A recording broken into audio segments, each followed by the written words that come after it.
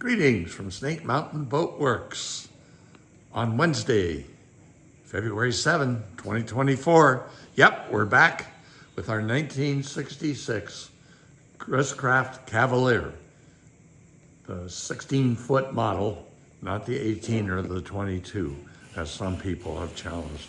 Honest, the tape measure says she's 16 feet. Her hull number says she's 16 feet.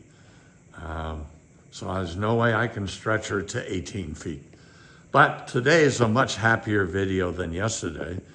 As you can see, the mess has been pretty much cleaned up, but we've been busy removing vinyl because we really had to understand what was confronting us in terms of structural issues, covering board issues, rot issues. And the good news is that save for this half of the foredeck where we will install a new sheet, a single sheet. There'll be no seam in it this time.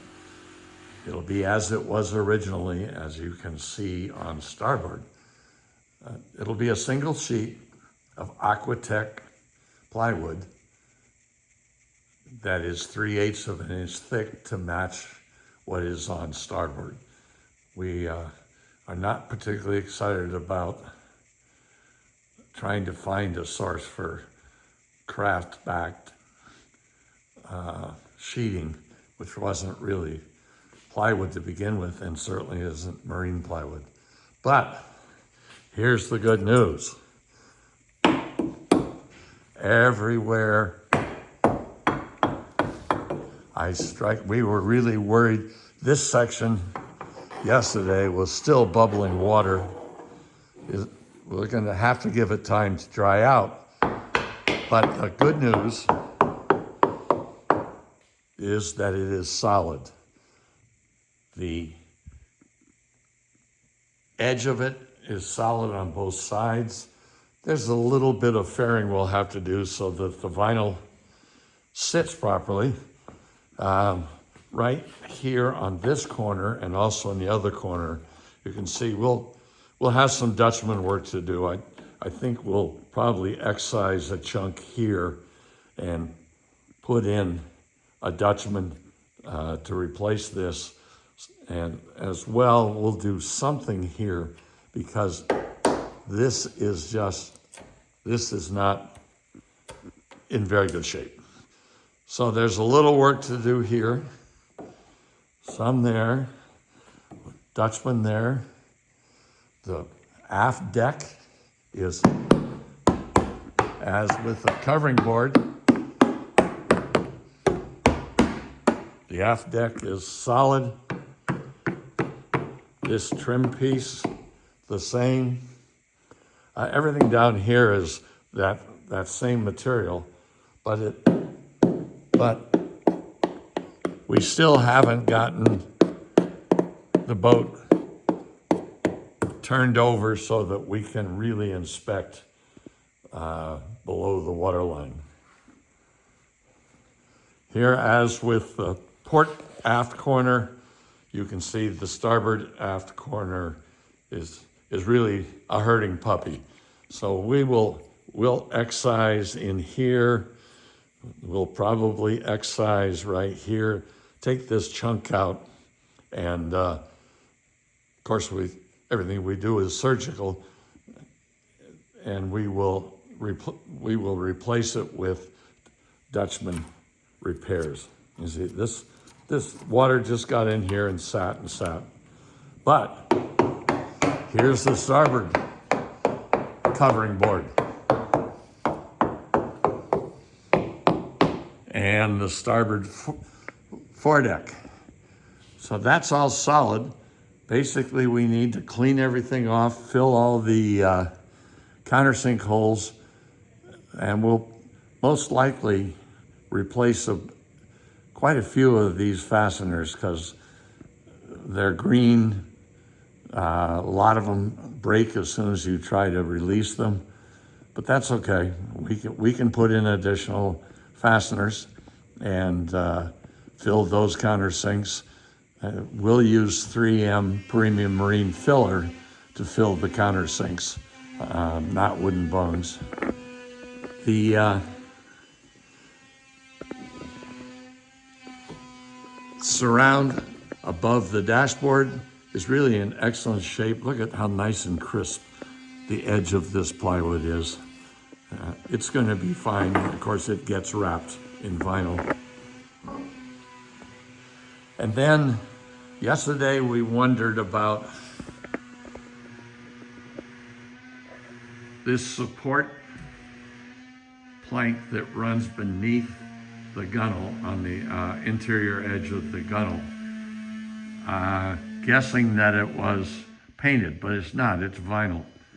So I will work with our upholsterer and to the maximum extent possible, find a white vinyl that matches this, because this vinyl on both sides is really in good shape. If we can match the color, there's really no point in going through the misery of replacing. I say misery because the vinyl is actually wrapped underneath that support plank and stapled on the back side. We can get a stapler in there, but boy, we'd be much happier campers if we didn't have to remove and replace that vinyl on both sides. Remember yesterday I was worried about the gas tank? Well, friends, it is almost totally full of the most vile liquid you can imagine. I don't know how long it's been in there. Her owner reported that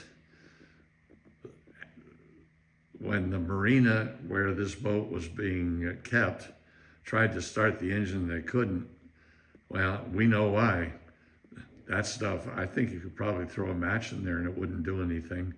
When we ran the engine, as we always do, we never rely on the fuel supply contained in the boat when the boat arrives. We just put a new fuel line on and grab a friendly 5-gallon tank of fresh ethanol-free fuel and use that to put fire to it. Now, you never, if a boat just comes to you and they say, yeah, it hasn't run for a while, please don't just hit the start button. You need to take the water pump cap off, fill it with soapy water, and manually turn the engine over a few times. And I know it's no fun on a 283, but you really need to pull all of the plugs and squirt some Marvel Mystery Oil down every one of those 8 cylinders. And again, manually turn the engine over so that you don't have dry metal against dry metal anywhere in the engine. This engine runs beautifully. It looks like it's got new spark plug wires. The spark plugs are new. The points, rotor and condenser are all new. So we'll pull it out and clean it up, but at this point, and of course change the oil and do all of those kinds of things. But at this point, we don't see any reason to do any more than that to it. So, yesterday was kind of a bleak video. Today's is a much happier video. The boat can basically stay intact. And of course, we still don't know about the bottom. We haven't flipped her over. If the bottom's anything like the sides, where lots of the fasteners run vertically along frame members, and if I get it in the right light, you can really see the screw heads almost every course down the sides of the boat. So we'll probably be removing fasteners and replacing them with silicon bronze.